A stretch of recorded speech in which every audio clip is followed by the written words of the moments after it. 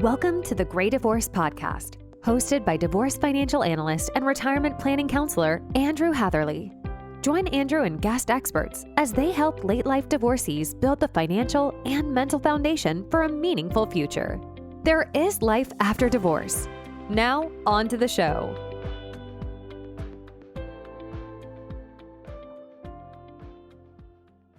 Hello, everybody, and welcome to the Great Divorce Podcast. One of the most difficult and emotionally charged issues in divorce is the fate of the family home. More than just an asset, the family home often holds deep emotional value and represents stability, especially during a time of significant transition.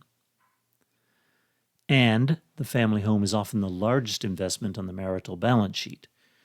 In Great Divorce particularly, there may be a lot of equity in the family home as it has grown in value over the years and as the mortgage is paid down. In many cases, the marital home is owned free and clear later in life. So there are financial and emotional issues to consider with respect to the family home.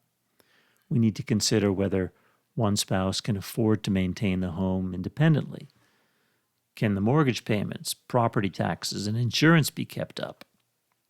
Sometimes, fixed pensions or retirement income are insufficient to support the continued ownership of the home by one party. In those cases, selling the home may be the only viable financial option. Another consideration for older divorcees is that the house may be too big for one person to keep up all by themselves with all the related expenses. It simply might just be time to downsize and to, quote-unquote, age in place. As couples age, health issues and mobility limitations become more relevant. A home that once suited a family may be impractical or even hazardous for older adults. Decisions about keeping or selling the home should factor in future health needs, accessibility, and proximity to medical care or family support. A single-story home or condo might just be a more manageable place to live. Many people are attracted to the features of age-restricted communities, those 55 and up communities, and they often feature benefits such as security gates and enhanced security and the opportunity for social and recreational interaction with other community members. And then we have the emotional ties to the home. We know that younger divorcees may be motivated to keep the home for the sake of children who may be still in school or may only be a few years away from graduating high school, for instance. As we discussed in podcast episode 16, the connection that adult children often have to the family home shouldn't be neglected. Its sale can feel like a loss of roots or a destabilizing force, particularly if family events and holidays were centered there. While the needs of adult children shouldn't dictate the decision to sell the house, it's wise to consider how the transition will affect family dynamics. Let's turn to the division of equity in the marital home. Determining how to divide the home's equity can be contentious. Just so we're clear on our terms, remember that a home's equity is the difference between the home's value and any mortgages or lines of credit or other liens against the house. Common settlement options might include selling the home and splitting the proceeds, one spouse buying out the other's share, or a deferred sale, and this may come into play if adult children or caregiving needs are involved. Valuing the home accurately is essential. This typically requires a professional appraisal, usually the most reliable estimate of a home's value. Sometimes couples opt for a less extensive comparative market analysis of the value of the house. This can be provided by a realtor. The division of the home can significantly impact each spouse's retirement security. For example, if one spouse keeps the home, they may be house rich, but cash poor, with limited money available for other expenses. On the other hand, selling the home may provide capital but reduce housing stability. It's always important to have a plan for housing going forward. We've discussed many times on the podcast that divorcing late in life leaves little time to rebuild savings or recoup losses. That's why strategic financial planning is critical. I deal with these issues all the time with my older divorcing clients. Decisions around the home need to align with broader retirement goals and resources. One financial consideration when there is substantial equity in the home and homeowners are at least 62 years of age is the potential for creative solutions offered by home equity conversion mortgages. This solution might reduce the mortgage payment or eliminate the mortgage payment altogether, make funds available for important expenses, and reduce or eliminate the need to tap retirement savings accounts.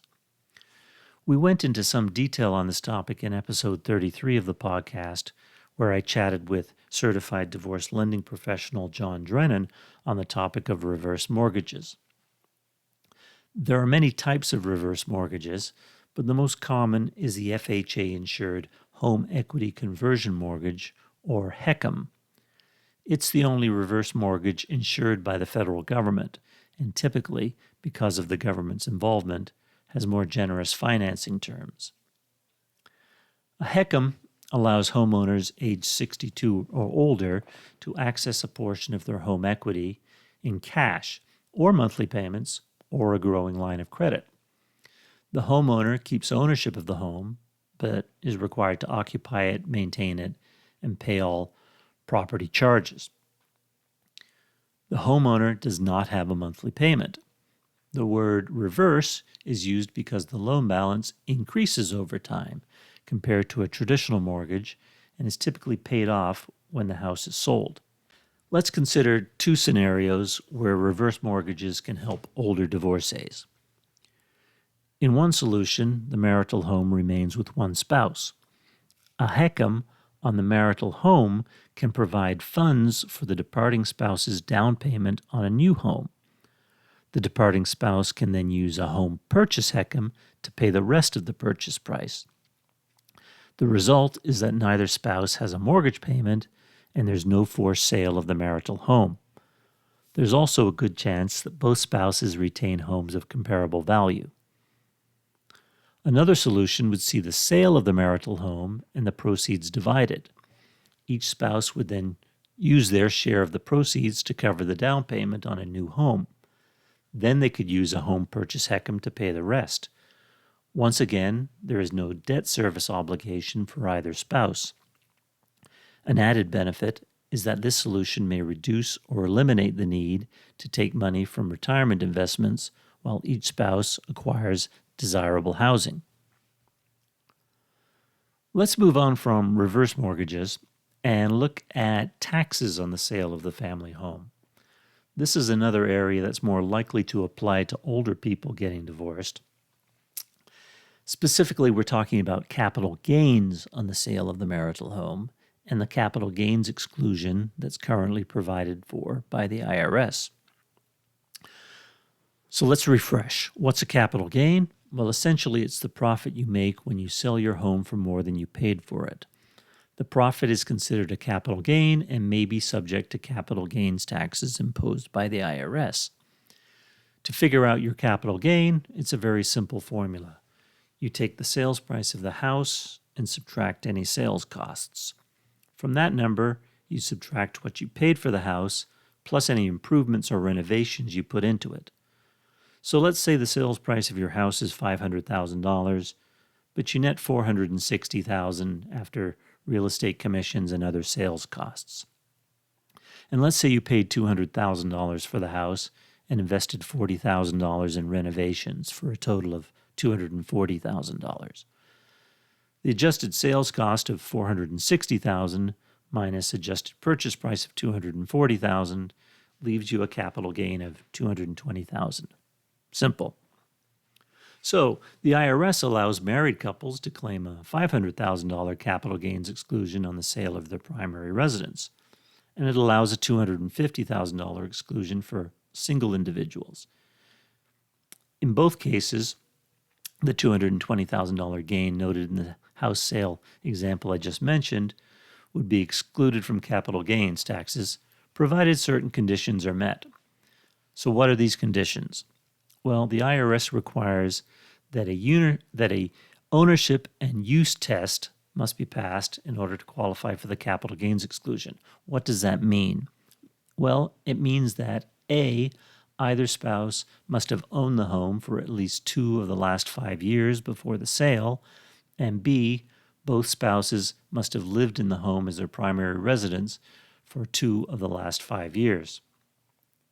Let's consider the case where a couple divorces before the sale of the marital home.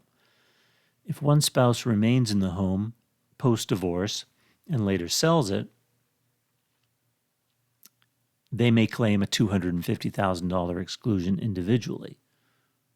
If the divorce agreement specifies that one spouse can live in the home, the use test can still be met by the non-occupying spouse, even if that spouse no longer lives there.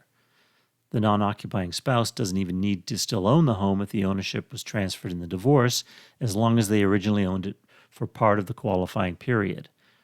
As with all tax issues in divorce, you should consult with your tax advisor on this issue and also refer to IRS Publication 523, which deals with capital gains exclusions on the sale of the marital home.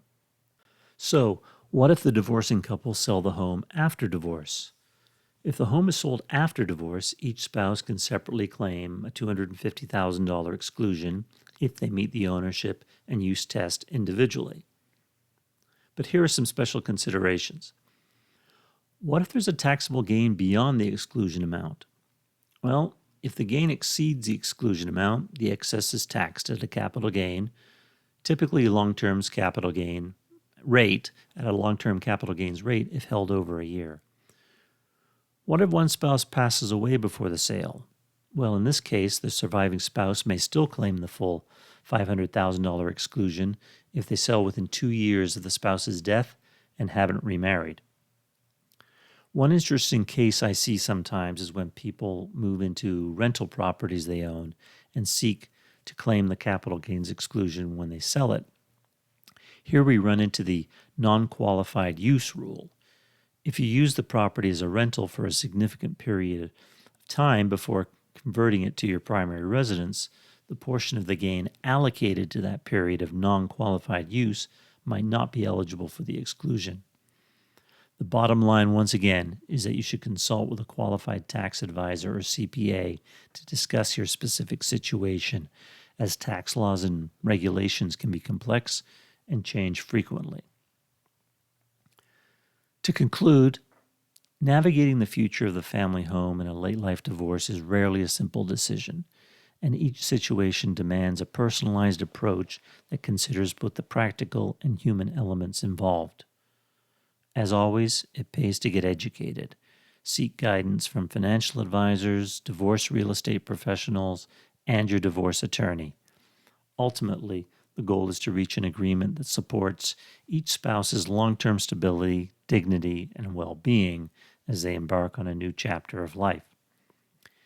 If you're going through divorce, or if you've just emerged from divorce and you're worried about your finances, please reach out to me.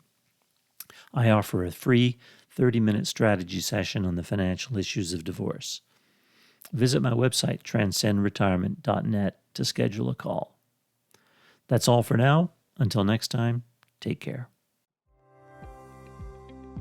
Thanks so much for tuning in to this episode of the Great Divorce Podcast. To learn more or get in contact with your host, you can visit Andrew's website at transcendretirement.net. Also, please feel free to rate, subscribe, and leave a review wherever you listen to your podcasts. That helps others find the show, and we greatly appreciate it. Thanks again for listening, and we'll catch you in the next episode. Information provided is educational only and should not be construed as legal or tax advice. Each situation is unique and should be discussed with your tax or legal advisor prior to implementation. Andrew Hatherley is not an attorney and does not provide legal advice. Information provided is financial in nature.